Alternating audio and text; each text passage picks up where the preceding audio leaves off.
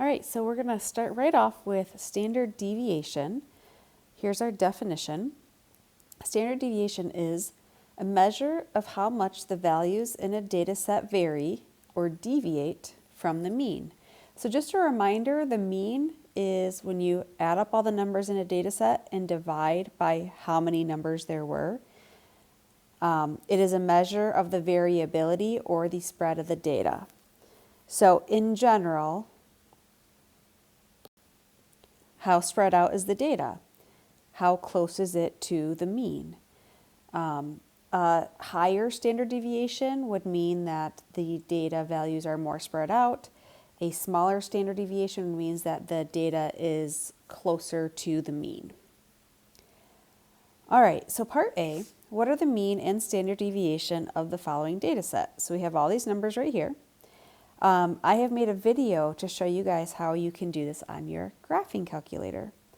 What I want you to do though is as you're watching the video, pause as needed and write out the steps because you're going to need this as a reference. You guys haven't done this before, so how do we get to that again? Where's the list? Blah, blah, all this stuff. If you just write out the steps, then when you're working on the worksheet or any future time you need to use your graphing calculator for some statistics, you'll have steps written out.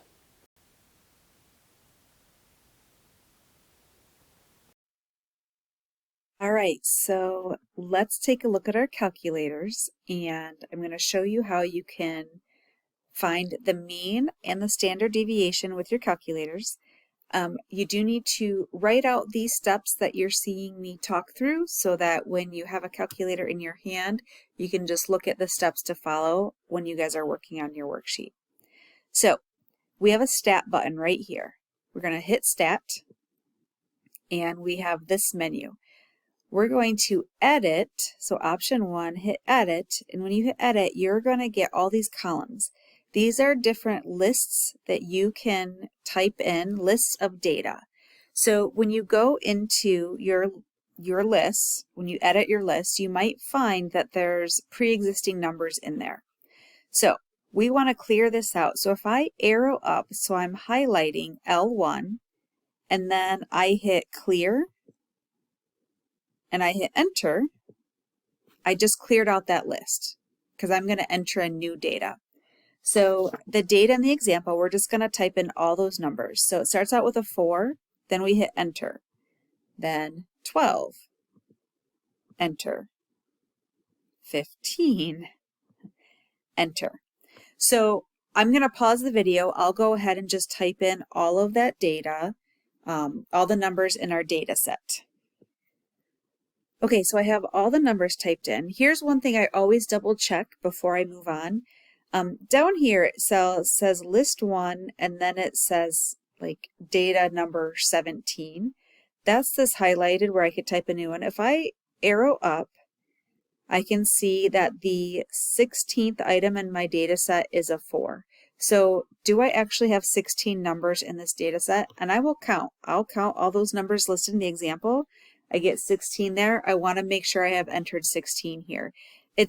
It is easy if you're going too fast to accidentally skip one, or maybe you didn't hit enter all the way and you've got 16 numbers in your list, but you only have 15 in the calculator. So we'll just do a quick double check that we have the correct number that we need in here. So now we're ready to have the calculator calculate the mean and the standard deviation for us. So we go back to the stat button, and we're going to go over to calc. We want this calculator to calculate for us. We have a lot of options. A lot of these we're not going to learn anything about in Algebra 2. But this option 1, this 1 VAR stats, 1 variable stats, we're going to click on that. We hit enter. We want to confirm that the list that we want to calculate 1 variable stats for is list 1. Now, if I had multiple lists on the calculator, like different data sets, and I wanted to calculate my stats for list 3, I don't know if you guys have ever noticed these blue, like I could hit second number 3, and now I've changed that. It's going to calculate list 3. That's not what I want, so I'm going to go back and second one, there's L1. That's the default. It defaults to list 1. All right, so make sure it says list 1 if that's where your numbers are. Hit enter. I actually don't know what that means, but we don't need to type anything in. Hit enter. We want it to calculate, and now it has calculated. So we have a lot of helpful information here. This X with a bar over it, that's called X bar. That is the mean of the data. So your calculator has added the 16 numbers, divided by 16, and it got 11.625. So that's our mean. Standard deviation is going to be this right here. This Greek symbol is called a sigma. So this is sigma. This is our standard deviation. So it looks like a sigma x. Our standard deviation is 6.313, blah, blah. So that's where you find your standard deviation. Okay, so after doing that on our calculators, we know that the mean is that X bar, that's 11.625, and standard deviation is sigma, looks something like that. That's about equal to 6.3. So on average, our data values are 6.3 units away from 11.6. All right, part B, what is the 5-number summary of the data set? So the 5-number summary is going to include the minimum value,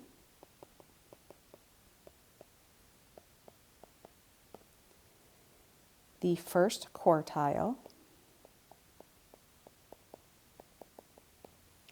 the median. Remember, the median is the very middle data value when it's ordered from least to greatest. The third quartile,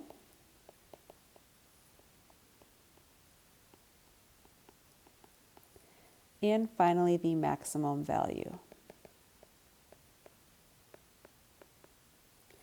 So those are 5 important numbers of a data set we can find that will describe the spread of the data. So lucky for us, our graphing calculators will do this again. So write out the steps, pause as you need to, so you can see how to get the 5-number summary from your graphing calculator. And here's a video to show how to do that. All right, if you need the 5-number summary, here's how we can do that on our graphing calculator. So if you go to your Stat button and Edit, you need to enter in all of your data values into your list. These are the same data values from the last video, so I don't need to change any of those. I'm going to go, but if I needed to, I could clear this out, type in new data. I'm going to go back to Stat. I'm going to go over to Calc, so arrow over. We want the one variable stats again, so I'm going to hit enter. Let's confirm I want to do stats on list 1. Yep. We don't know what this is, so we just enter past and we ask it to calculate.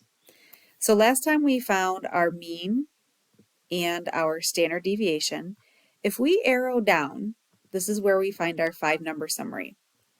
Your minimum value, so the minimum X is a 3. Q1, that's quartile 1, the first quartile is 6. MED stands for median, our median is 12.5. Q3, your third quartile is 15.5, and your maximum is 25.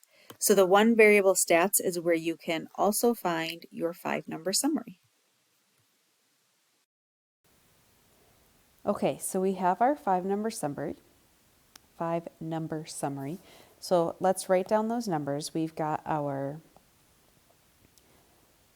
minimum was 3. Our Q1 is 6. Our median is 12.5. Our Q3 is 15.5, and our maximum is 25. All right, so we can represent the data in a box and whisker plot.